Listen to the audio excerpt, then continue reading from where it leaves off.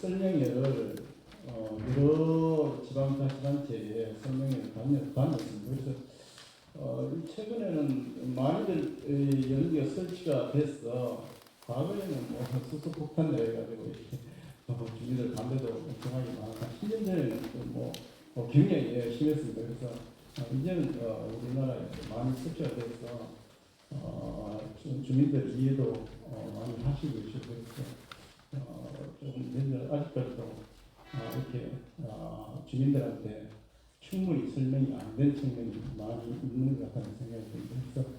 그래서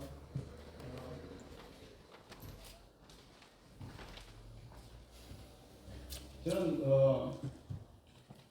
저는 이 연료든지 수소 관련 일을 1990년도부터 연구를 해왔고요. 그래서 지금 한 24년 정도 됐고, 저희는 이 공공기관이기 때문에 이 정부라든지 이런 게 측면을 입장에서 이야기 하지는 않습니다. 그래서 연구를 그런 측면에서 이야기하고 저는 그리고 작년은 제가 우리 수소 신에너지 학회 회장을 했습니다. 지금 이제 우리나라가 수소 산업에 대해서 전 세계가 집중 육성을 지금 하고 있습니다. 왜냐하면 지금 현재는 이 화석연료를 화석연료라는 게 석유, 그다음 이제 천연가스 또 화석연료에 들어갑니다.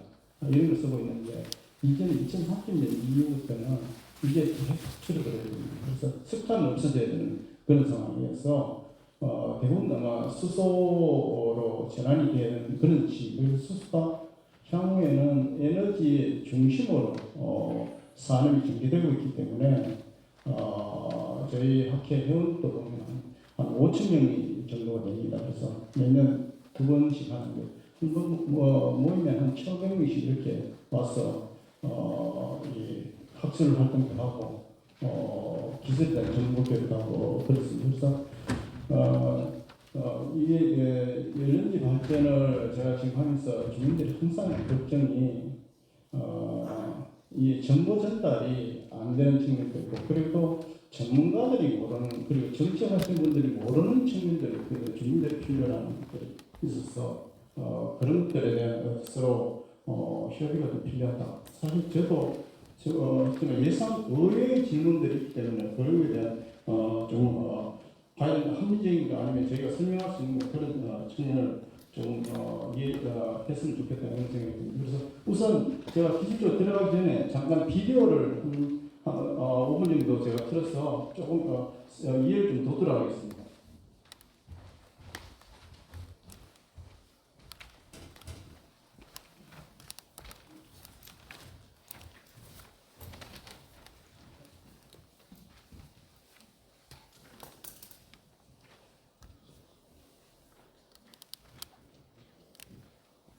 미래에너지 강국을 위한 알쓸수다.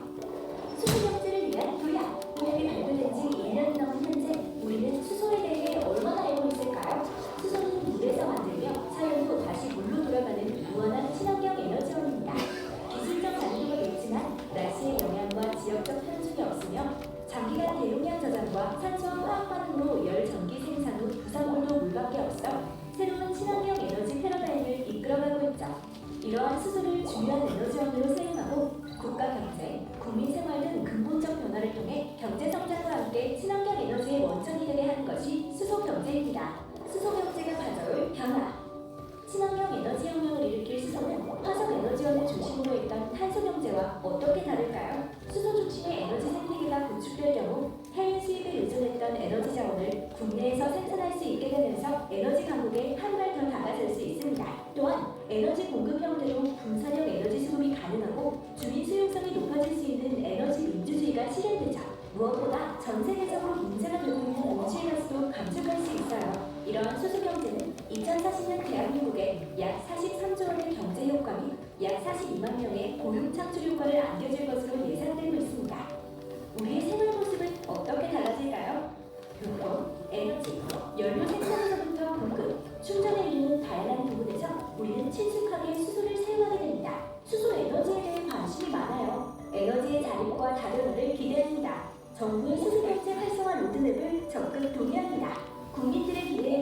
대한민국 정부는 어떤 노력을 하고 있을까요? 2019 수소경제 활성화 로드맵 발표 이후 수소경제 사회를 꿈꾸며 달려온 대한민국은 특히 수소 전기차와 수소 관련 인프라 구축에 힘써왔으며 관련 법률 제정과 기술 개발에 힘써왔습니다. 이와 같은 노력을 통해 세계 최고의 수소경제 선도국가로 도약하고자 하는 꿈을 실현해 나가고 있습니다. 글로벌 수소경제 수소경제로의 전환은 우리나라뿐 아니라 이미 글로벌 경제에도 영향을 미치고 있습니다. 2018년 맥킨지에 따르면 2050년 수소 산업은 연 2.5조 달러의 부가가치와 누적 3천만 개의 신규 일자리를 창출할 것으로 예측되고 있는 가운데 미국을 비롯한 유럽 선진국에서는 수소 관련 연구와 법률 제정을 마련하고 있습니다. 현재 대한민국은 수소 전기차와 연료전지를 양대축으로 산업 생태계를 구축하고 있으며 그 결과 글로벌 수소경제 시장을 빠르게 선점하는 중입니다. 국민이 안심할 수 있도록 안전과 기술 경쟁력을 확보하여 미래에도 지속성장 가능한 수소경제 생태계 조성을 위해 최선을 다하겠습니다.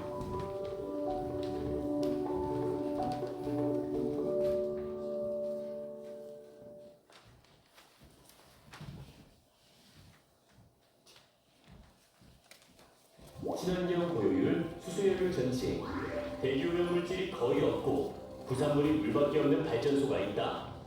친환경 고효율 에너지원으로 각광받고 있는 이것, 바로 수소연료 전지 발전소입니다. 연료 전지는 한마디로 에너지 전환 장치입니다. 전기화학 반응을 통해 전기와 열을 생산하는 최적의 분산 발전원으로 손꼽히는데요.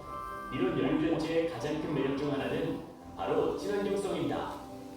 지금까지 사용되는 화석 에너지원은 환경오염 물질을 배출함으로써 문제가 되고 있는 반면 연료전지는 황산화물, 질소산화물 등 같은 대기오염 물질을 배출하지 않습니다. 대기오염 물질은 거의 없고 오폐수가 없으며 부산물도 물이 전부인 진짜 친환경 에너지.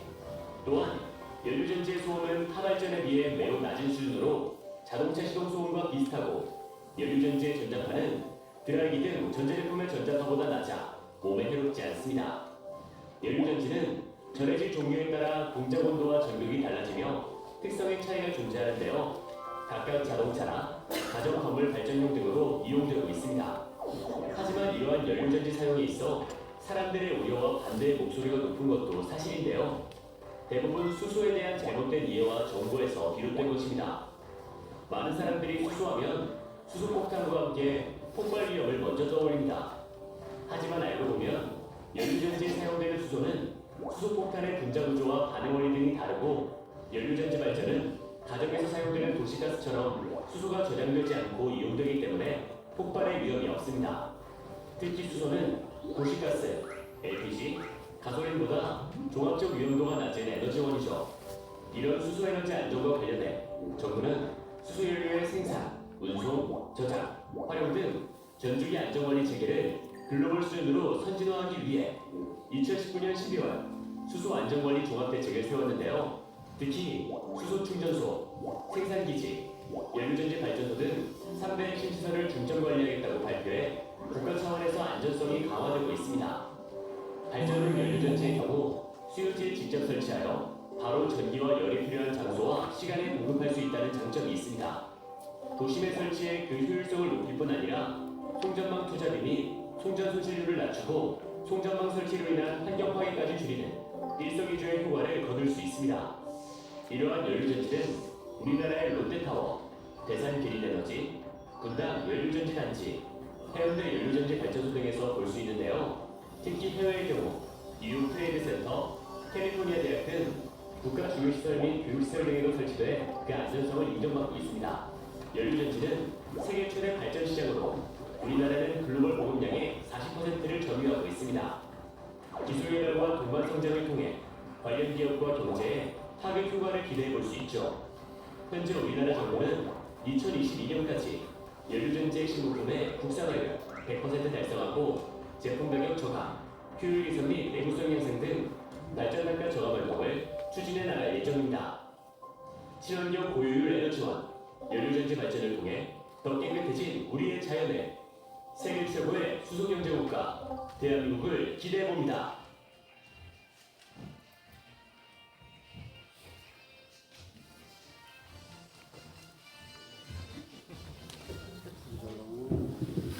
자, 잘 들으셨는지 모르겠습니다. 아마 들으셔도 이해가 잘 안 될 수가 있습니다. 그래서 이거 지금 농공인데 이렇게 어르신들이 많이 오셔가지고 시간을 많이 빼앗긴 것 같습니다. 그래도 주민 지역 사업이 산업 사업이기 때문에 관심을 많이 갖는 게 좋을 것 같다는 생각이 듭니다.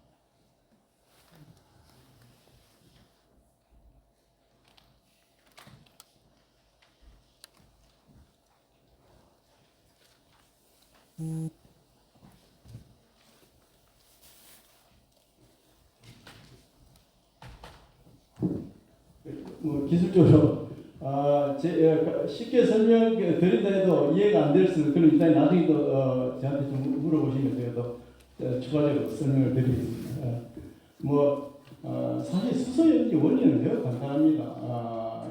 과거에 물 전기 분해라는 거 혹시 들어보셨는지 모르겠는데 이 건전지를 가지고 이렇게 ጨ는 걸 물에 넣으면 수소하고 산소가 발생이 됩니다. 근데 그걸 거꾸로 이용하는 겁니다. 그래서 수소 산소를 넣으면 전기가 만들어지는 그런 원리를 이용하는 겁니다. 그래서 원리는 매우 간단한데 이제 여기 이제 발전소를 쓰다 보니까 이제 기술적으로 여러 가지 이제 개발해야 될 것들이 있습니다. 그리고 이제 과거에는 이런 것들이 우주선에만 썼는데 이제 이게 효율이 높고 깨끗하니까 이제 우리 민수용이라고 일반 이렇게 주거지에서 쓰고 발전용으로 사용하고 그렇게 되면 차량에도 사용하고 있습니다.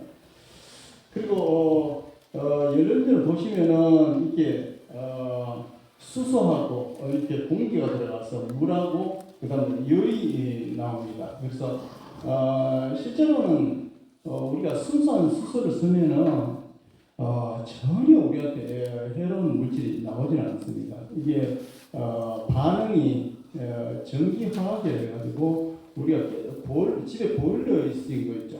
보일러 같이 이렇게 타는 것이 아니어가지고 전기화학 반응이라 타지 않고 이렇게 전기를 만들어내는 그런 원리를 이용하는. 그래서 나중에 좀 더 설명이 드리겠습니다만 이게 우리가 오염 물질이 나오는 것은 태워서 문제가 많이 발생합니다. 가정에도 보면은 우리 요리할 때 이런 것들이 지금 여기는 LNG를 도시가스를 사용하게 되면 사용하면 거기에 우리가 보이지 않는 이 오염 물질, 낙스라든지 이런 것들이 나오거든요. 그래서 우리 주부들이 가능한 이렇게 요리하고 나는데 환기를 많이 시켜야 폐에 지장이 없다고 합니다. 그래서 근데 연료전지는 그런 물질이 안 나오기 때문에 상당히 깨끗하고 그다음 우리가 왜 연료전지를 이렇게 발전을 많이 활용하려고 세계 각국이 노력을 하고 있느냐면은 이게 효율이 상당히 높습니다. 그래서 효율이 높아서 지금 현재 여기 설치하고자 하는 것도 한 60%, 기존의 스톤화력 발전소 같은 경우는 한 40%, 37% 막 이렇게 되는데 거의 2배에 육박한다고 보시면 되고요. 그리고 발전소 혹시 보셨는지 모르겠는데 LNG 발전소는 이렇게 스톤화력 발전소라든지 도시가스 LNG 발전소 같은데 특히 원자력 발전소 가면은 어마어마합니다. 아마 위축이 돼가지고 굉장히 공장같이 이게 육중하게 그렇게 설치되어 있는데 연료전지는 사실은 그렇지 않고 이렇게 냉장고처럼 굉장히 스마트하게 설치가 되어 있어. 도심지 빌딩 내에서 이렇게 설치되는 사례들이 많이 있습니다. 그래서 이제 국내에서도 많이 설치되고 있고 세계 각국에서 많이 설치되고 있다고 보시면 되고요. 그리고 오염 물질은 항상 문제가 돼서 나중에 데이터가 더 있습니다. 참고해 보시고 제가 막 설명드릴 거고요. 그다음 그 발전소라는 것은 지금 우리가 이야기하는 다 중앙 발전소거든요. 우리 전기는 다 중앙 발전소 오는 겁니다. 그래서 석탄 화력이 우리나라에 한 40% 정도가 지금 이 보험을 쓰고 계시는 것도 전기의 40%는 그 전기 석탄 화력 발전소를 씁니다. 근데 보험원에 설치가 안 돼 있다 보니 충청도 서해안 지역에 다 화력 발전소 쓰고 그 사람들이 피해를 입고 있는 거, 여기 혜택을 받고 있는 것이고, 그 다음 나머지는 보통 한 30%는 원자력 발전을 전기를 지금 쓰고 계시는 거예요. 전기를 쓰고 계시는 거예요. 근데 나머지는 이제 도시가스라든지 뭐 일반 연료지 발전 일부가 들어가고 태양광, 재생에너지 이런 발전이 들어가고 볼 수 있습니다. 근데 연료전지는 이게 우리가 중앙발전 이렇게 가보시면은 엄청나게 소리가 시끄럽습니다. 그리고 위험도도 높고 그런데 연료전지 발전은 무슨 구동하는 매체가 그렇게 많지 않습니다. 그뭐 공기를 불어넣는 이 불로 정도 뭐 이런 것들이 있어가지고 굉장히 상대적으로 조용하다. 뭐 스팀 터빈이 돌아간다든지 뭐 이 회전체가 그렇게 많지 않다고 보시면 되고요. 그리고 또 하나는 지금 현재 저희는 이제 궁극적으로는 수소를 사용해야 되는데 연료전지는 수소를 사용해야 가장 깨끗하게 지금 이 연료전지가 이상적인 발전소가 되는 겁니다. 그런데 현재는 우리가 순수한 수소를 사용하기는 상당히 버겁습니다. 왜냐하면 순수한 수소는 이게 이 가격이 상당히 높습니다. 그래서 그 대신 수소를 함유하고 있는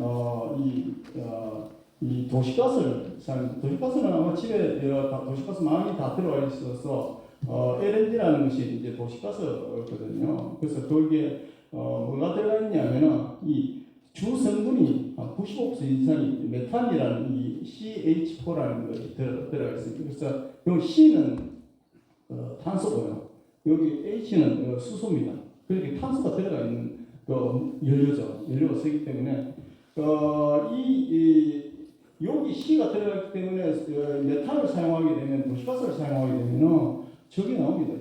이산화탄소가 나옵니다. 나오는데 이제 조금 이제 적게 나온다는 연료를 쓰면 적게 나온다는 그런 측면이 있고요. 그리고 이 도시가스망이 우리나라는 상당히 잘 갖춰져 있기 때문에 쉽게 연료지 발전소만 건설하면은 도시가스를 연결해서 쉽게 발전이 가능하다 이렇게 보면 되고 또 하나는 지금 현재 여기 설치하고 있는 발전소가 이 연료전지 중에서 SOFC라는 이런 연료전지 종류입니다. 구체적으로 SOFC가 뭔지 모르셔도 되는데 여기에 LNG를 넣고 어떻게 반응 원리를 보시면은 계절기라는 장치가 있습니다. 연료 처리 장치인데 여기 이제 수소를 만들어주는 장치입니다. 만들어주는 장치가 연료지 본체하고 이렇게 같이 딱 붙어져 있습니다. 그래서 만들어진 본체가 여기서 메탄이 들어가면 도시가스죠. 도시가스 들어가면 이 계절기라는 장치에서 수소가 만들어지면서 바로 연료전지가 공급되게 되죠. 인접해 바로 들어가요. 그러니까 누적이 되지 않는 거죠. 그래서 어떻게 외관상으로 보면은 우리가 쓰는 집에 혹시 가스 보일러 쓰시면 가스 보일러가 유사하다고 보시면 돼요. 온도도 비슷하고. 근데 대신 가스 보일러는 타니까 오염물질이 나오고 연료전지는 타는 반응이 아닙니다. 타는 반응이 아니고 이게 연료전지 전기화학 반응이라 해가지고 어떤 이 수소하고 산소하고 직접 맞닥뜨리는 것은 아니고 서로 어떤 점검을 통해서 반응을 일어나기 때문에 타지 않습니다. 타지 않기 때문에 오염물질이 배출되지 않는다고 보시면 되고요. 그리고 이 연료전지 발전소는 도시에 지금 여기에는 지역 냉난방이 있는데 보통 도시는 지역 냉난방 발전소가 상당히 많습니다. 대전도 많이 있고 청주도 시내도 지역 냉난방이 있는데 아파트에 발전하고 열도 공급하는 그런 설비입니다. 그래서 세종시에도 있고 그런 데서는 연료전지 발전소 연료는 동일하다고 보시면 됩니다. 그런데 대신 이제 연소 과정이 없다. 연소 과정이 없기 때문에 이 지역 냉난방에는 이 도시가스 들어가면 타거든요. 타서 태워서 열을 넣고 그걸 전기를 만들어 가지고 이렇게 전기 터빈을 돌리는 그런 구조인데 연료전지에 그런 반응이 없기 때문에 오히려 깨끗하게 전기를 만들 수 있다 이렇게 보시면 되겠습니다. 그리고 또 하나는 많이 해소가 됐는데 연료전지를 이 수소폭탄이라고 오해를 하시는 분들이 있는데 사실 수소폭탄은 많이 원리하고 연료 근원적으로 다릅니다. 왜냐하면 수소라는 용어가 썼지 여기 들어가는 수소는 중수소, 삼중수소라는 이 수소가 원래 자체가 다른 물질입니다. 우리가 쓰는 것은 그냥 H라는 그냥 수소인 이 중수소, 삼중수소를 이야기하기 때문에 원래 자체가 아예 연료전지 성능은 다르다 그렇게 보시면 되고요. 그 다음 또 하나는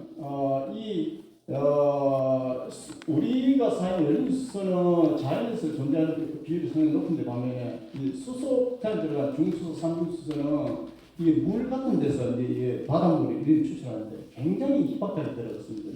뭐 0.015%가 미량으로 추출해가지고 농축화시켜서 이렇게 사용하는 물질이고요. 그 다음 수소폭탄은 이렇게 보시면 뭐 1억 이상 아주 고온 뭐 수출 기압이라는 우리가 상상하지 못하는 그런 것들이 있어서 이것은 수소폭탄을 만약에 터뜨리려 하면은 원자폭탄을 먼저 터뜨려야 됩니다. 이런 기압, 이런 조건을 만들어주겠어요. 그래서 우리가 이야기하는 연료전지는 전혀 폭탄하고는 관계없다. 그래서 뭐냐 연료전지는 거의 우리가 작동해보면 900도씨 정도 이렇게 거의 기압도 수기압 정도 이렇게 작동하기 때문에 근데 원료도 전혀 다른 원료를 사용하기 때문에 관계없다 이렇게 그런 걱정을 전혀 안 하셔도 된다 이렇게 보시면 되고요. 그다음 지금은 여러 분야에 많이 연료전지가 활용이 되고 있는데 뭐 중국도 마찬가지로 사용하고 있고 또 미국도 있지만 연료전지는 뭐 지금 현재 우리 주변에 뭐 넥소라는 연료전지 차가 돌아다니고 있고요. 근데 여기 연료전지 차는 순수한 수소를 사용하게 됩니다. 도시가스를 사용하는 것이 아니고 왜냐면 이 차량은 메탄을 싣고 다니기가 연료 전체의 정체가 무겁기 때문에 순수한 수소를 사용해서 그냥 활용을 하고 있고요. 그래서 지금 이제 각 도시마다 이런 연료전지 차량, 버스, 넥소는 뭐 승용차이기 때문에 여러분들 지금 3만 대 이상이 국내에 돌아다니고 있어서 가끔씩 볼 수 있겠고요. 도시 지역 가면은 버스가 있습니다. 연료전지 버스가 지금 많이들 돌아다니고 있습니다. 그래서 연료전지 버스가 관련되고 있고요. 그 다음 발전용으로도 되고 있고 휴대용, 그 다음 군사 목적용으로 드론을 이게 장시간 날린다든지 전쟁용으로 이렇게 장시간 날린다든지 이런 데도 활용되고 택배하는 데도 이렇게 활용되고 있다고 보시면 되겠습니다. 그리고 또 이 연료전지가 설치되면 어떤 효과가 있느냐면 지금 이제 여기 설치되는 게 19.8메가와트 정도 설비가 지금 설치되는 거 제가 알고 있는데요. 1메가와트 정도를 따지면은 이게 한 4인 가구 기준으로 해가지고 한 1,000만 정도 이상 1년간 사용할 수 있는 전기 양되고요. 그 다음 탄소 배출이 감소하기 때문에 탄소 배출 감소 효과가 있습니다. 그 다음 낙서 또한 감소 효과가 있다고 보시면 되고요. 그리고 이거는 저희가 많이들 이제 해서 측정을 하고 실제 주민들이 또 이렇게 측정을 해보고 그러는데 우리가 사용하는 발전이 석탄 발전, 이 가스부터 발전, 원자력 발전은 우리가 이온도 측면에서는 누가 자기 인접 지역에 원자력 발전을 설치할 일은 없기 때문에 고려 대상에서 제외하더라도 우리가 쓰고 있는 석탄, 도시가 LNG 발전소하고 비교를 해보면 지금 이제 이 삭스라든지 이런 낙서, 먼지 이런 것들 다 우리가 오염 물질이거든요. 미세먼지를 만든다든지 폐를 공격한다든지 이런 물질인데 이런 것에 비해서 연료는 거의 삭체 같은 게 거의 없는 그런 상황이고요. 낙서도 거의 이 석탄이나 도시가스에 비해서는 전혀 없다. 그다음 미세먼지는 당연히 여기에 들어가는 것이 우리가 적을 수밖에 없는 상황입니다. 그리고 석탄 발전소는 우리나라가 지금 석탄 발전소 영원하지 않습니다. 석탄 발전 이제 지을 수가 없습니다. 왜냐하면 환경 문제가 더 많이 전 세계적으로 석탄 발전소는 우리가 더 이상 노화되면은 석탄 발전소가 준비되면은 그다음 우리는 새로운 발전소를 지어야 됩니다. 그런데 석탄 발전소는 더 이상 지을 수가 없습니다. 석탄 화력 발전소 대체할 수 있는 발전소를 이제 국민들이 선택을 해야 되는 그런 입장입니다. 가령 원자력을 선택하든지 아니면 이 연료지 같은 그런 분산 발전을 선택하든지 이렇게 향후에는 선택해야 되는데 향후 발전소는 이게 연료지와 같은 이런 깨끗한 발전소로 전환이 되는 걸로 저희들이 예측을 하고 있고요. 그다음 소음 문제는 이게 이 데이터가 이제 보통 이제 우리가 50m 이내에서 55dB 하면 우리가 크게 대화하는데 지장이 없는 정도입니다. 그래서 이거는 직접 아마 어르신되시면 직접 가서 요즘은 소음 측정기가 가정에도 있고 다들 있으니까 직접 측정해 보셔도 큰 문제가 확인을 할 수 있을 걸로 생각이 됩니다. 그다음 이거는 여기 설치되는 블룸에너지라는 회사에서 제공한 데이터인데요. 에너지 발전소가 여기 있는데 여기서 거리가 한 10m, 20m, 30m 이렇게 측정해 봤는데 데이터가 거의 우리가 생각하는 그 수준 거의 55dB 이내 수준으로 거의 들어온 것이 확인됐고 또 하나는 이산화탄소 배출량인데 그래서 이거는 국회에서도 문제가 됐습니다. 예를 들면 도시가스 쓰는데 LNG가 이게 이산화탄소 배출이 없다고 그랬는데 왜 이산화탄소 배출이 있느냐? 근데 이산화탄소 배출이 없는 조건은 순수한 연료를 썼을 때만 이산화탄소 배출이 없고요. 근데 현재는 순수한 수소를 못 쓰기 때문에 도시가스를 쓸 수밖에 없습니다. 그래서 도시가스를 썼을 때 이산화탄소 C가 있기 때문에 이산화탄소 배출량이 있는데 그럼에도 불구하고 동일하게 LNG 발전이라든지 석탄 화력 발전 이런 것에 비해서는 여러전지 발전이 훨씬 이산화탄소가 적다. 저희가 여기 설치는 19.8메가와트를 보면 보통 연료지는 이 메가와트 아워라는 게 여기 우리 저걸 하면 메가와트는 1000kW 아워거든요. 가정에 보통 쓰시면 한 가구당 한 300kWh 쓰시는 거예요. 평균적으로 아마 그 정도 쓰시는 것 같습니다.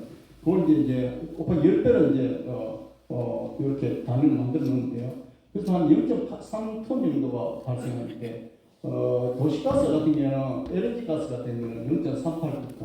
석탄 화력은 완전히 석탄이 탄소 덩어리이기 때문에 너무 많이 나와서 비교 대상이 안 되는 거 너무 많이 나온 것이에요. 그래서 보시면은 우리가 쓰는 이 발전소에 비해서 LNG 대비는 CO2 방출량이 한 20% 있고 석탄 대비는 거의 70% 이상 이산화탄소 방출 효과가 있다. 이렇게 보시면 됩니다. 물론 이제 도시가스도 기존에 석탄 화력에 대체하기 위해서 도시가스를 LNG 발전소를 많이 설치하는데 석탄 화력에 비해서 LNG 발전소도 이렇게 방출 효과가 있습니다. 그리고 이게 조금 더 이해를 돌려 우리가 사실 우리나라가 1년에 이산화탄소가 한 7억 5천만 톤 이렇게 발생하거든요. 근데 우리 다 같이 그걸 영어로 만들어야 됩니다. 지금 여기 7억 5천만 톤을 이게 2050년까지 우리 영어로 만들어야 우리가 살아가는 게 아니고 우리 후손들이 문제가 되거든요. 우리가 그걸 줄이지 않으면 우리 후손들이 이 나라에서 살 수가 없는 그런 상황이 되기 때문에 2050년에 이 7억 5천만 톤을 영어로 어떻게 만들 것이냐 이게 문제입니다. 근데 문제가 우리가 보시면은 이게 지금 1인당 돈 다들 쓰거든요. 지금 전기도 쓰시고 우리 지금 옷도 입는 거다 다 스탄을 누가 만들고 이게 화학수지로 만들고 옛날에 3배로 만들지 않지 않습니까? 이게 그래서 보시면 한 사람당 이게 설계 1인당 한 13톤 정도 예전에 다 쓰고 계시거든요. 지금 쓰고 계시는 겁니다. 이걸 영어로 만들어야 되는데 어떻게 영어로 만들겠느냐 문제거든요. 그래서 제가 여기 보험 주민수로 한번 이게 분석해 들어서 계산을 해봤더니 41만 톤이 여기서 보험분에서 저기 이산탄소가 발생이 되더라고요. 이걸 영어로 만들어야 되는데 향후로 모든 국민들이 지금 이 노력을 해서 영어로 만들어야 되는 겁니다. 뭐 요즘 소도 지금 일부 이산탄소가 발생이 돼서 이 보험금 사이 소수도 한번 보니 소가 대략 한 연간 이 메탄을 발생하거든요. 소는 이산탄소를 발생하는 게 아닙니다. 인간도 이산탄소를 발생합니다. 그냥 산소를 빨아들이고 이산탄소를 내뱉거든요. 됐는데 소는 메탄을 이렇게 반기로 발생. 메탄이 한 20배 정도 온실가스 효과가 이산화탄소 대비 온실가스 효과가 있습니다. 그걸 환산해 보면은 소도 이만큼 발생합니다. 그래서 이게 우리가 한두 개 이 문제 해결될 점차 우리가 할 수 있는 범위 내에서 계속 줄여나가야 되는 그런 것이 있습니다. 그래서 이런 것도 좀 고려를 하시고요. 그다음 이게 누적이 되는 거 아니냐 그런 지난번에 다른 분에도 설명을 드리니까 그래도 조금이라도 나오면 이게 누적돼서 주위에 농작물이 피해가 있지 모르냐 그런 질문도 하시고 그래가지고 이게 누적이 되면 이 폐수된 공간이 있어야 되는데 이게 바람이 있거든요. 보험대 평균 풍속 보니까 초당 한 1.4m 인간 풍속이 이 바람이 있어 날려서 가기 때문에 누적이 되지 않습니다. 그리고 온실가스라는 게 우리 이 보험뿐만 줄여야 되는 것이 아니고 우리나라 전체가 줄어들어야 온실가스 효과가 있는 것입니다. 그리고 이 하늘로 이렇게 우리가 보통 한 50km까지 성층권이 형성되어 있는데 그까지 다 이게 따져보면 이게 요게 더 추가되는 것보다는 전체적 본인들 사용하는 우리 전체에서 이산화탄소 감축 효과가 더 크다 이렇게 이해를 하시면 될 것 같고요. 그 다음이 전자파 이야기도 계속 나와가지고 그래서 전자파는 그래서 제가 지난번에도 그러지 말고 요즘은 전자파를 휴대용 전자파 의심되시면 휴대용 전자파도 있거든요. 왜냐하면 스마트폰도 지금 걱정을 많이 하고 보는데 우리도 다 스마트폰 쓰는데 스마트폰을 켜고 이렇게 놔두면은 인체에 영향을 많이 미치지 않을까 이런 것들 의심도 많이 하고 그러는데 아직까지는 큰 증거가 없어서 그런데 실제 이 전자기기는 전자파에 대한 의심은 누구도 걱정을 합니다. 집에도 지금 텔레비전 있고 지금 이제 이 냉장고도 상시 돌아가는 매체들이 있거든요. 이런 것들이 있기 때문에 이 기존의 열연기 전자파는 사실은 그렇게 큰 문제가 되지는 않는 것 같습니다. 우리나라 전기세 기준이 이게 미국당 이런 기준이 있거든요. 3.5kV 범위, 자기는 마이크로 테슬라, 83.3 테슬라 요 기준을 맞추지 않으면은 설치를 못하게끔 되어 있습니다. 그래서 열연기에 이 기준에 다 충족하는 것이 서로도 있고 이 냉장고나 모니터 PC 이런 가정에 모니터 없는 PC 모니터 없는 경우가 없기 때문에 이 정도 된다고 보시면 그래서 전자파에 대한 우려가 확인하고 싶으시면 직접 휴대용 기기가 있으니까 가서 확인을 해보셔도 되고 전문가들이 다 측정을 했고 가스 안전공사에서도 이런 문제 때문에 큰 설비도 다 갖춰서 직접 설치를 안전에 대한 검증을 다 하고 있으니까 문제는 안 될 걸로 판단을 하고 있습니다. 그리고 이 가스 보일러 이런 것들이 지금 많이 되고 있거든요. 이 가스 보일러도 태우고 있는데 이런 데는 이 태우는 과정이 없으니까 조금 가스 보일러에 비해서는 우리가 좀 외관상이라든지 이런 위험도 측면에서는 열기가 훨씬 안전하다 이렇게 보시면 될 것 같습니다. 예를 뭐 가정이야 있지만 예를 발전소 설치할 때는 저희가 이런 국가 지금 이제 검증 체계가 다 마련되어 있으니까 그 절차에 따라서 운영되어 있고요. 그리고 뭐 전 세계로 열린 발전소 건설에 운전해서 무슨 문제가 환경오염이나 뭐 사고 발생, 뭐 폭발 이런 문제는 지금 일어난 적이 없습니다. 그래서 그런 측면은 제가 직접 이야기 드릴 수 있고요. 그리고 또 하나는 이게 항상 우려가 지난번에 저 강원도 이제 수소 탱커 폭발 사고 때문에 상당히 많이 우려를 했었거든요. 그때는 이제 이 과정하고 다른 게 그때는 태양광을 전기를 해서 물을 전기하고 분해하는 장치가 있습니다. 그래서 물을 전기 분해하는 장치가 수전의 장치라고 있는데 수전의 장치에서 수소를 생산해서 큰 탱크에 이게 포집을 해서 그 압력이 높은 상태로 포집해놓은 그런 상태입니다. 그런 상태에서 거기에 산소 일부가 들어가서 혼합이 돼서 그렇게 폭발한 그런 사례고요.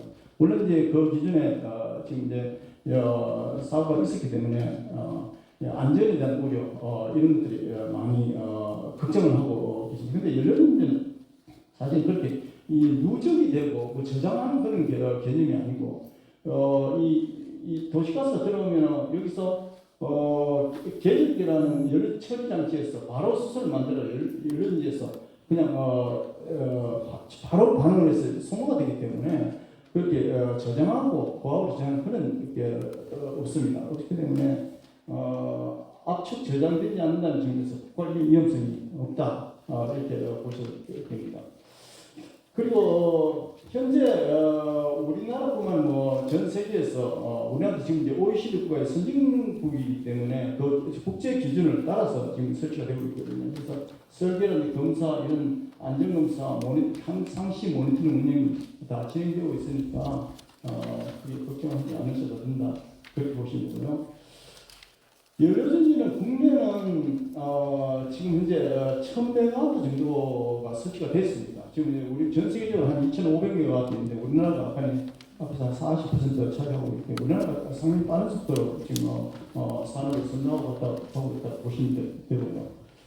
그리고 여기에 연료전지가 지금 이제 한 1000메가와트 설치했는데 여기에 설치되는 SFC라는 그것은 지금 한 200메가와트가 국내에 설치되고 있고 나머지는 두산에 있는 연료전지 제품입니다. 제품이 이제 다른 제품인데 PAFC라는 제품이고 제품이 설치되고 있다 보시면 되겠습니다.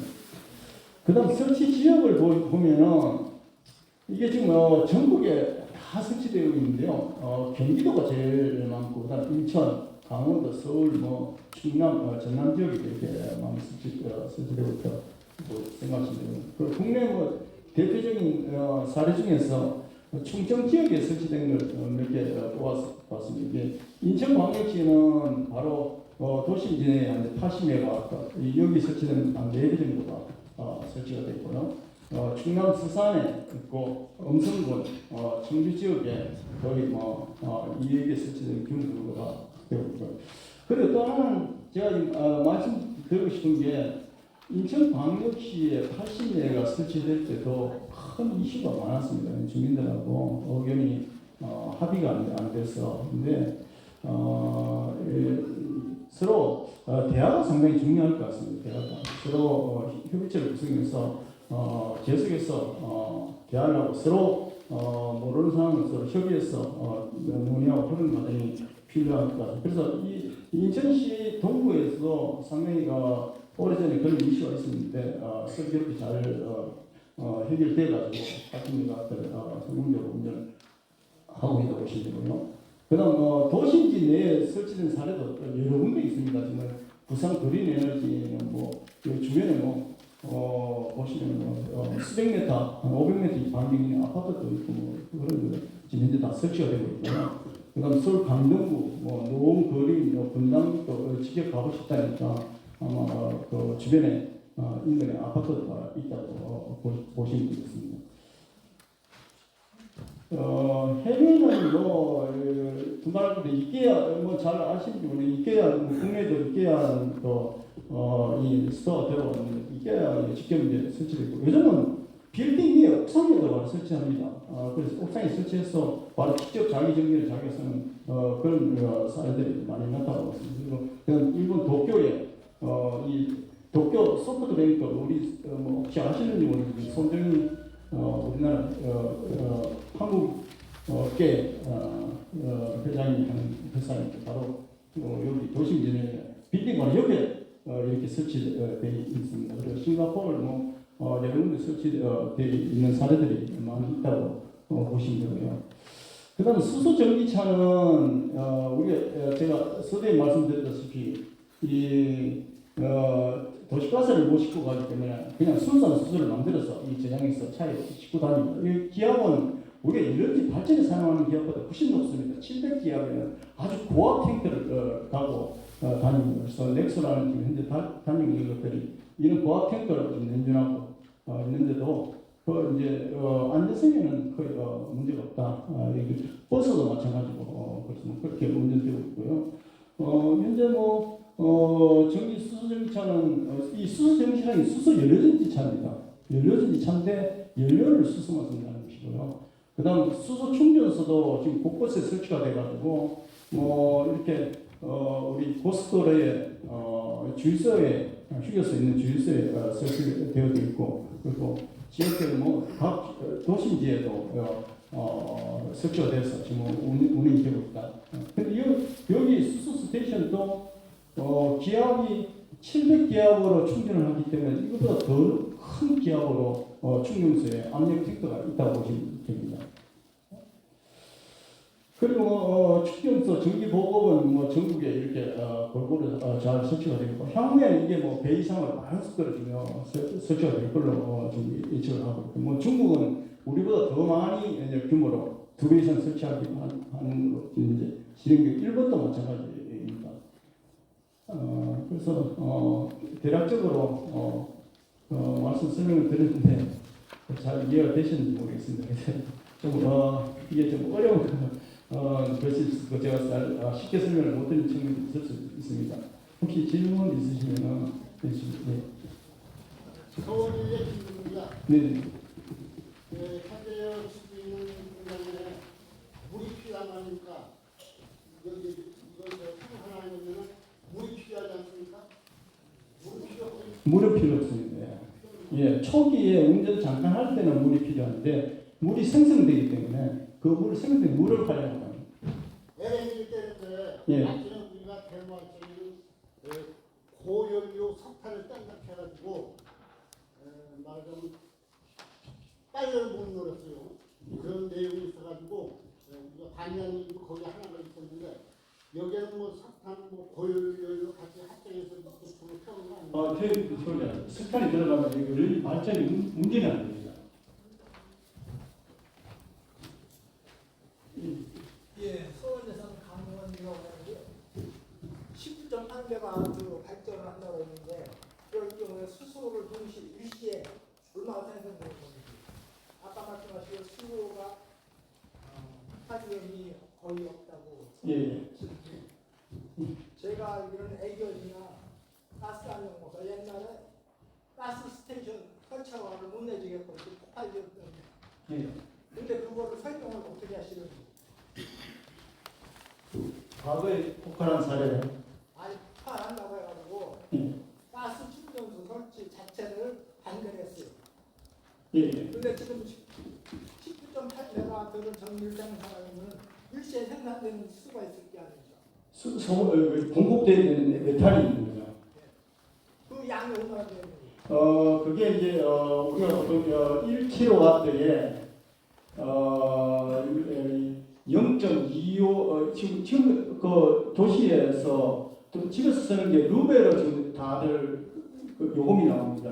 몇 루에서 쓰느냐에 따라 보통 보시면 집에서 하중에 한 5루베 쓰시면 한 달에 이렇게 책정이 요금 책정되는데 보통 킬로와트에 0.2루베 정도가 2, 5루베 정도가 들어갑니다. 그러면은 우리가 지금 여기는 지금 1000kW니까 1kW에 0.5를 1000kW니까 한 256배에 지금 20배니까 256배에 10배면 2,500, 그러면 5,600 정도가 들어가는 거죠. 시간당. 시간당 그 정도라면 예. 가스 충전소나 그때 충전소 자체의 저장 용량보다 많은 거 아닙니까? 일시 생산된 수소 용량이. 지금 우리가 차량에 공급되는 압축이 아마 수십만 배 정도 벗어나든지 될 텐데 이제 그것보다는 좀 양이 많은 거죠, 사실은. 아니 글쎄 뭐 예. 근본적으로 얘기하면 한 10년 전만 해도 예. 가스 안정소나 에이언이나 수소 충전소 설치 허가를 반대했거든요. 예. 폭발이 있다고 해가지고 예. 그러면 우리는 그럼 어떻게 여기를 밀어야 될지 연료전지를 수소를 쓰는데 개전기가 몇 개나 연료전지 그 발전 설비가 몇 개나 설치되는지 모르지만은 그만한 수소가 일시에 생성이 되게 되면은 아까 설명하실 때 보관량은 없다고 하시잖아요. 네. 일시에 생산되는 양이 있을 거 아니에요. 거기에. 이게 연료전지 이 수소를 생산하는 것은 아니고요. 우리 지금 도시가스 배관이 들어와 있지 않습니까? 도시가스 배관이 연료전지에 물리면은 그걸 연료전지에 들어가서 전기만 만들어내고 나오는 도시가스는 없습니다. 아니 그 자체 안에서 수소가 생성돼야 예. 저기 연료가 발생될 거 아닙니까? 바로 반응을 해서 전기를 만드는 거죠. 그런데 수소가 일시에 생산되는 것이 얼마나 되는 얘기지? 그게 한 5,600 지금 20명 같은 거 5,600 되는데 안전성을 어떻게 확보하는 얘기죠? 그거를 폭발은 예. 아까 뭐 설명이 정확하신지는 모르겠는데 원자 폭탄이 폭발할 때 저기 또 폭발력이 있어야 되는데 가스도 어차피 폭발하는 인화점이 다른 데서 인화물질이 들어갈 때 폭발하는 거지 자체 폭발은 아닌데 설명이 조금 부분 아니지 않느냐? 폭발이라는 것은 다른 데서 인화물질이 들어왔을 때 폭발되는 거지.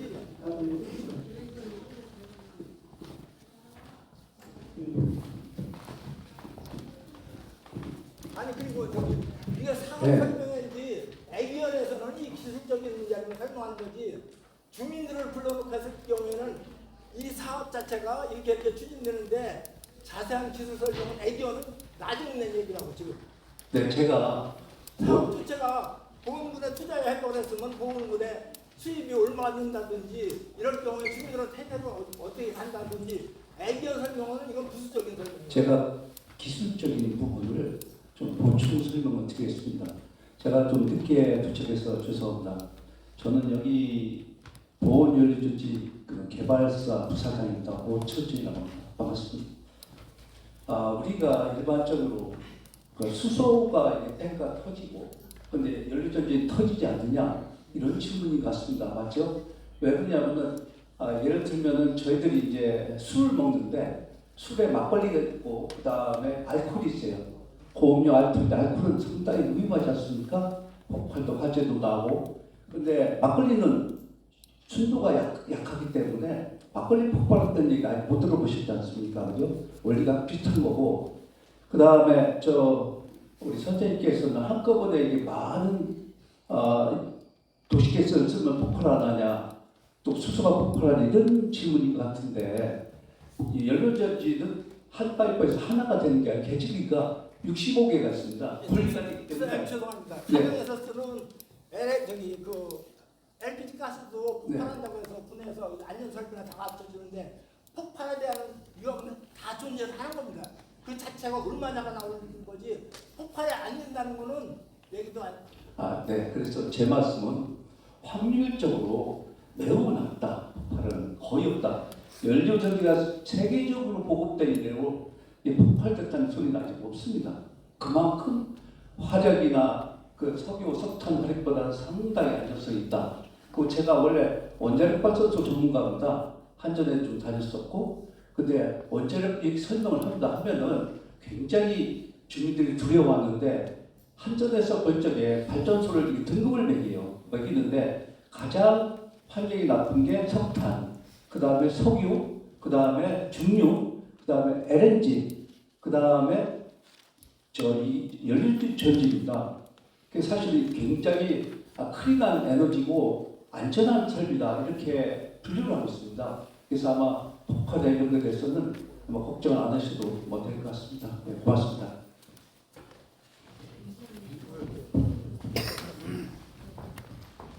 원남면리장 정구영입니다.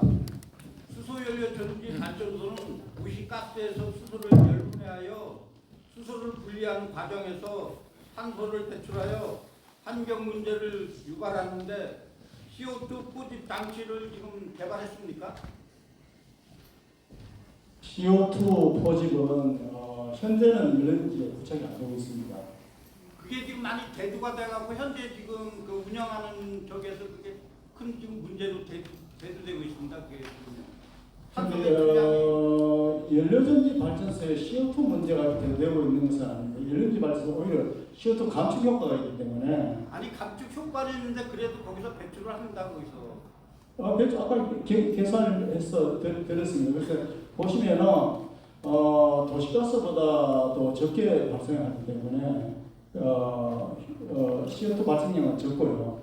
그래도 혹시나 CO2를 활용을 한다고 하면 지금 현재는 연료전지 발전소가 어떤 데 활용하면 스마트폰에 활용을 합니다. CO2 나오는 그 양을 스마트폰에 내려가면 CO2 킬이 이산화탄소가 좀 농도가 높으면 이 식물 성장을 촉진한다는 그런 사례들이 있어서 그렇게 활용하는데 지금 현재 그 정도의 양이 많이 나오지는 않습니다. 그리고 저기 회사 저기 관계자분께 질문드리겠습니다. 그 국가 보조금인 저기 RC 신재생 에너지 공급 보조금을 지원받는 회사입니까? 네.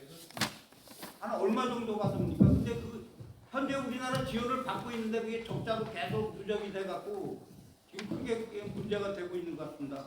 네, 저희들이 전력 생산을 해가지고 한전에서 그 전력 생산비를 받습니다. 받는데 거기서는 이제 S&P라는 게 있고 그 다음에 REC라는 게 있어요. 근데 REC라는 것은 S&P에 반도 안 됩니다. 왜냐하면 처음에 신재생활전에 REC가 상당히 고가였었는데 차집자금이 줄어가지고 REC가 많이 떨어져요. 사실은 제가 이런 말씀드리면 뭐하지만 연료전지는 수익성이 별로 그렇게 좋지는 않습니다.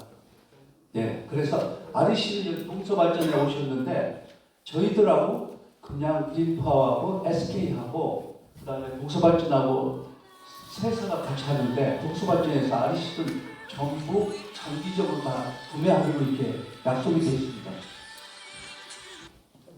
네. 지금 LNG 발전소도 몇 개 있는 걸로 알고 있거든요. 그런데 이 연료전지로 하는 이유가 경제성을 따지게 되면 LNG 발전소가 더 나을 것 같은데 왜 연료전지라는 안전성이 확보가 되는 건지. 제가 말씀을 드리겠습니다. 그러나 아주 좋은 질문인데요. LNG하고 연료전지를 비교해서 첫째는 LNG 도시가스를 바로 사용해요. 그 때문에 사용량이 벌크로 들어가고 연료전지는 계절에서 수소만 추출하기 때문에 LNG 소모량이 훨씬 작아요. 작은 대신에 LNG 발전소는 화력발전소 비슷합니다. LNG를 연소시켜가지고 그 열을 이용해서 스팀을 만들어갖고 물질을 돌리는 거잖아요. 근데 여기는 스팀을 만들고 연소하는 그런 과정이 전혀 없어요. 그래서 그런 과정에 생겨나는 아까 어떤 분이 질문하셨는데 여기 뭐 불을 많이 쓰느냐고 질문하셨는데 LNG 사실 냉각수를 상당히 많이 씁니다. 냉각수 오염도 있고 그럼 LNG에서는 연료전지하고 틀리게 각종 이게 몸에 안 좋은 환기에 나쁜 그런 가스들이 발생합니다. 왜냐하면 연소를 하기 때문에 먼지도 LNG는 상당히 많이 발생합니다. 태우기 때문에 그걸 뭐 배출해서 스트레이로 내보내기 때문에 그렇지만 연료전지는 그런 과정이 전혀 없고 모든 게 화학적으로 이루어지지 않습니까? 그래서 박사님 말씀하셨다시피 그죠? 그래서 냉각장치도 필요하고 회전기도 필요 없고 그 다음에 각종 쿨러도 필요 없고 또 이게 펌프도 펌프도 거의 안 씁니다. 그래서 상당히 단순하고 어찌 보면 이게 신재생 그린 파워라고 얘기도 합니다. 네. 지금 연료전지 발전을 하게 될 경우에 주민들한테 혜택은 뭐가 있습니까? 네. 뭐 발전소가 뭐 다 그렇다시피 저희들이 이제 거의 한 이게 4월달 착공을 해서 약 1년 동안 공사를 할 겁니다. 공사할 적에 저희들이 공사에 필요한 기술 인력이라든가 인력을 가급적 현지인을 채용을 하겠습니다. 그리고 건설이 되고 나서 20년 동안 운영되는데 운영 요원이 있습니다. 보수 요원도 있고 운영도 있고 다 이게 골고루 이렇게 종류의 종사자들이 생기는데 거기에도 가급적이면은 지역 주민을 이렇게 선택해서 영구적 단속하고 장차 뭐 장학사업 이런 것도 저희들이 펼칠 계획입니다. 그래서 상당히 지역 제가 농담이지만 제가 원래 제 고향이 여기 현동면입니다. 서원구. 저희 회사가 이게 신지세를 많이 연료주의를 많이 하고 원자력도 합니다. 그렇지만 제가 여기 고향이 제가 통리산을 처음에 신혼여행을 왔어요. 그래서 여기를 굉장히 좋아하는데 제가 다니다 보니까 음성 그다음에 연천 이런 데 많이 연료주의 해달라고 부탁을 많이 합니다. 그래서 근데 여기 제 고향이기 때문에 제가 1, 2, 3 유치한 거고. 그게 다른 거 질문할게요. 발주법상에서 지금 연료전지가 저희 주민들한테 지원 대상이니까 아닙니까? 발주법상 발전소 주변 발전소 주변 지원에 관한 법률에 따라서 지원되는 사업비가 있습니다. 그래서 지원될 수 있는 무진에 들어올 거는 반경 어디까지가 지원 대상이라는 게 그거는 이제 발전소 주변 지원에 관한 법률에 따라서 석탄이든 원자력이든 다 똑같이 반경 5km입니다. 그래서 이제 기본 지원비는 해마다 전기 파는 금액에 따라서 나오는 금액이 있고요. 근데 저희가 이제 아시다시피 이제 19.8메가와트니까 그 금액이 그렇게 많지는 않습니다. 그래서 저희가 이제 추정을 해보면 3천만 원 이하인데 3천만 원 이하일 때는 이제 3천만 원 준해서 이제 아까 말씀드렸던 뭐 청산, 안내 뭐 이런 쪽도 이제 5천이 일부 포함이 되니까 면적이나 인구나 이런 것들에 따라서 배분이 일부 정해지고요.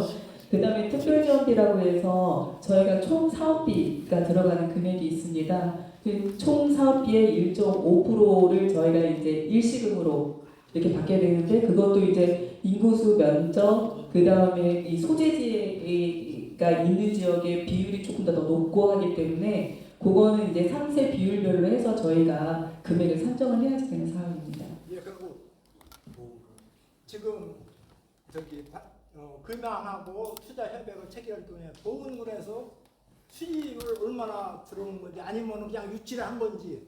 지금 이 보온 연료전지 발전 사업을 하기 위해서 회사 하나를 별도로 만든 겁니다. 그러니까 본사가 이제 금양 에코파크라고 하는 이 발전소를 운영하는 회사가 하나가 여기 본사로 있기 때문에 이 발전 사업이 만들어지면서 내는 세금들은 다 보험금 수입이 되고요.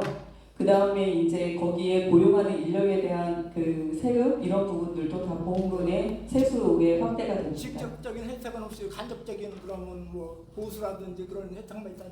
일단 세금과 관련된 부분들에 이제 법인세라든지 뭐 재산세, 취득세 뭐 이런 것들이라고 보시면 됩니다. 네. 들으면서 회사가 들으면서 보험금에 기여하는 게 뭐가 있느냐잖아. 이제 기여 사업을 이제 발굴을 아까 말씀하신 것처럼 이제 장학금이라든지 아니면 주민들을 위한 어떤 그런 그것들을 이제 발굴해서 같이 이제 저희가 협력을 해야지 되는 것들입니다. 아니 제 생각에는 네. 실질적으로 여기 금방 이 연료전지 회사가 들어가서 보험금의 간접적인 혜택이 얼마나 되는지 모르는데 과연 깊이 산업이랄까 이게 들어야 될지 의문스럽습니다.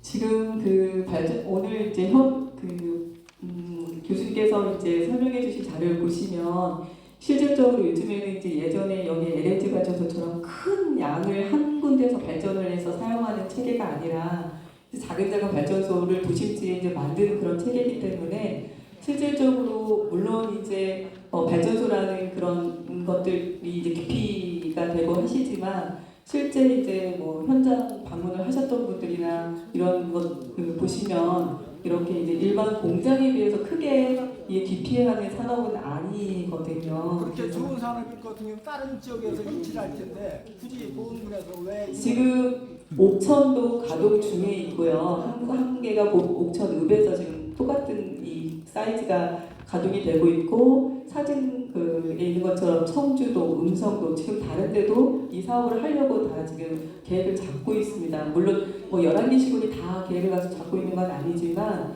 그런 지금 뭐 도별로 이렇게 설치가 돼서 운영되고 있는 개소수도 상당히 많고 지금 저희 충북도 내에서도 운영이 되고 있는 데가 지금 자료가 보시면 있듯이 전체적으로 다 이런 발전소를 지금 좀 계획을 하고 있는 것이라 이해해 주시면 될 것 같습니다. 발전 타 지역에서 승전받을 경우에 전기가 부족하지 않으면 안 들어오는 사업이 맞는 것은 전기라는 거는 저희가 예측을 해서 미리 좀 가지고 있어야지 되는 상황입니다. 지금은 농사를 짓더라도 규모의 경제이기 때문에 네. 발전소도 큰데 짓는 데 같이 져가지고 할 경우에 그게 막 경제성 있는 건데 보험은 19.8메가 같으면 큰 거라면 클 수가 있지만 공군에서 굳이 꼭 들어야 되는 건지 저는 조금 회의적입니다. 저 개인 생각입니다. 네, 발전소를 아까 말씀드렸듯이 큰 발전소를 만들어서 대규모의 그 송전솔로 탑을 만들어서 전기를 전국적으로 보내는 그런 사업들은 이제 주민들이 많이 반대하시고 하셔서 앞으로는 소규모의 발전소를 만들어서 그 지역에서 자극을 하는 그런 쪽으로 이제 방향이 바뀌기 때문에 그런 부분을 좀 이해를 해주시면 될 것 같습니다.